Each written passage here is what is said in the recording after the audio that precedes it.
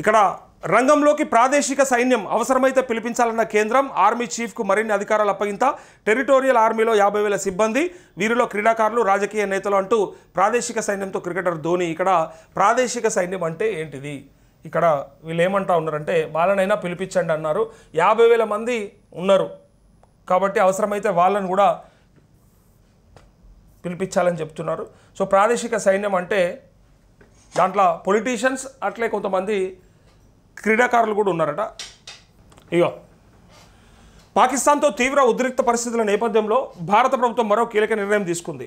అవసరమైతే ప్రాదేశిక సైన్యం అంటే టెరిటోరియల్ ఆర్మీ కూడా రంగంలోకి దించాలని నిర్ణయించింది. ఈ మేరకు ప్రాదేశిక సైన్యంలోని అధికారులను, నమోదు చేసుకున్న సిబ్బందిని పిలవాల్సిందిగా ఆర్మీ చీఫ్కు సూచించింది. ఇప్పటికే డ్రోన్లు, క్షిపణుల దాడులతో చేసిన పాక్ను భారత్ సమర్థంగా అడ్డుకున్న విషయం తెలిసిందే. పాక్ చేసిన ఆ 2 ప్రయత్నాలు విఫలం కావడంతో ఆ దేశం మరో కుతంత్రానికి తెరదీసేందుకు ప్రయత్నిస్తున్నట్లు తెలుస్తోంది. సరిహద్దు ప్రాంతాల్లో దాడులు చేసి భారత్ను ఇబ్బంది పెట్టేలా పాక్ పన్నాగం పన్నుతోంది. పాక్కి అవకాశం ఇవ్వకుండా భారత ఆర్మీని మరింత దృఢంగా తయారు చేసేందుకు కేంద్రం నిర్ణయం తీసుకుంది. ఈ మేరకు భారత ఆర్మీ చీఫ్కు మరిన్ని అధికారాలు అప్పగిస్తూ ఉత్తర్వులు జారీ చేసింది. ఇంతకుముందు కూడా ప్రాదేశిక సైన్యం సిబ్బంది పలు సందర్భాల్లో యుద్ధాల్లో పాల్గొన్నారు. 1962లో చైనాతో, 1965-71లో పాకిస్తాన్తో యుద్ధాల్లో ప్రాదేశిక సైన్యం భారత ఆర్మీతో కలిసి పనిచేసింది. ప్రకృతి వైపరీత్యాల్లోనూ వీరు సేవలు అందించారంటూ అసలు ఈ ప్రాదేశిక సైన్యం అంటే ఏంటిది అనేది ఇక్కడ డౌట్. అయితే ఇంట్లో క్రీడాకారులు, రాజకీయ నేతలు ఎందుకుంటారు మరి? ఎవరు మరి వీళ్ళంతా అంటే ఇగో ప్రాదేశిక సైన్యం అనే భారత సైన్యానికి రిజర్వ్ ఫోర్స్. ఇది రిజర్వ్డ్గా ఉంటుంది ఫోర్స్. అంటే అవసరమైనప్పుడు మాత్రమే దింపడానికి అడ్వాన్స్గా రిజర్వ్ పెట్టుకొని ఉండే ఫోర్సే ప్రాదేశిక సైన్యం.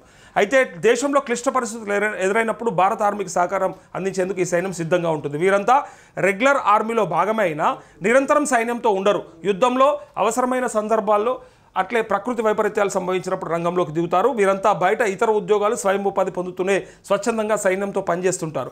ప్రాదేశిక సైన్యం 2 యూనిట్లుగా ఉంది. మొదటిది ప్రభుత్వ రంగ సంస్థలు, భారత రైల్వే, మాజీ సైనిక ఉద్యోగులతో కూడిన డిపార్ట్మెంటల్ యూనిట్. రెండోది సాధారణ పౌరులతో కూడిన నాన్ డిపార్ట్మెంటల్ యూనిట్. శారీరకంగా, మానసికంగా తగిన ఫిట్నెస్ ఉన్న వారిని ఈ సైన్యంలోకి తీసుకుంటారు. ఇందులోని సిబ్బంది, అధికారులకు రెగ్యులర్ ఆర్మీ తరహాలో శిక్షణ ఇస్తారు. కనీసం 5 ఏళ్ల సర్వీస్ పూర్తి చేసిన వారికి పింఛన్తో పాటు ఇతర ప్రయోజనాలు అందజేస్తారు. ప్రస్తుతం 32 బెటాలియన్లలో దాదాపు 50,000 మంది ఈ ఆర్మీలో ఉన్నట్టు సమాచారం. పలువురు పారిశ్రామికవేత్తలు, క్రీడాకారులు, రాజకీయ నాయకులు కూడా వీరిలో ఉంటారు. మలయాళ నటుడు మోహన్ లాల్, భారత క్రికెటర్ జట్టు మాజీ కెప్టెన్ MS ధోని, దిగ్గజ క్రికెటర్ కపిల్ దేవ్, రాజకీయ పార్టీల నేతలు సచిన్ పైలట్, అట్లే అనురాగ్ ఠాకూర్, అభినవ్ బింద్రా తదితరులు ప్రాదేశిక సైన్యంలో లెఫ్టినెంట్ కల్నల్ హోదా కలిగి ఉన్నారు అంటూ వీళ్ళంతా కూడా రిజర్వ్డ్ ఫోర్స్గా ఉంటారు.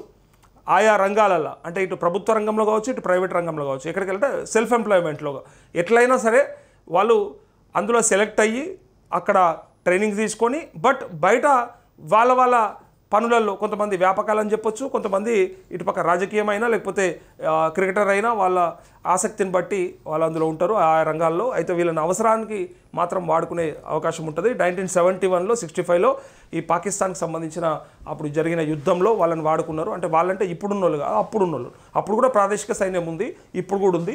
సో ఆ ప్రాదేశిక సైన్యం అంటే రిజర్వ్డ్ ఫోర్సు, వాళ్ళని ఎప్పుడైనా వాడుకునే అవకాశం ఉంటుంది. ఇప్పుడు ఈ సిచ్యువేషన్లో అవసరమైతే వాళ్ళని కూడా పిలిపించండి అని చెప్తా ఉన్నారు.